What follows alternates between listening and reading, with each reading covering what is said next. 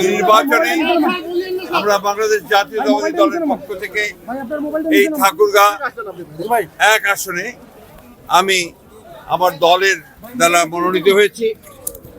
আমি দেশনেত্রী বেগম খালেদা জিয়া এবং আমাদের নেতা জনাব তারেক রহমানের প্রতি কৃতজ্ঞতা প্রকাশ করছি যে তারা আমাকে আবার এই আসন থেকে নির্বাচন করার সুযোগ করে দিয়েছেন।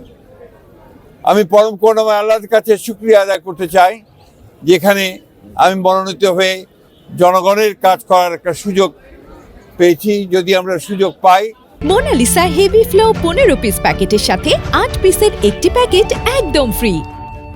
জনগণের ভালোবাসায় যদি আমরা নির্বাচিত হতে পারি, তাহলে নিশ্চয়ই আমরা এই ঠাকুরগাঁও অঞ্চলের উন্নয়ন, সামাজিক পরিবেশকে উন্নত করা, এখানে শিক্ষা প্রতিষ্ঠানগুলোকে উন্নত করা, আমাদের আর্থসামাজিক ব্যবস্থাকে উন্নত করা এবং অর্থনৈতিক যে কর্মকাণ্ড তাকে আরও বৃদ্ধি করা, মানুষের কর্মসংস্থান সৃষ্টি করা, এই বিষয়গুলোকে আমরা সবচেয়ে গুরুত্ব আরোপ করব এবং আমাদের কৃষকদের যে সমস্যা, সেই সমস্যার আমরা সমাধান করার চেষ্টা করব।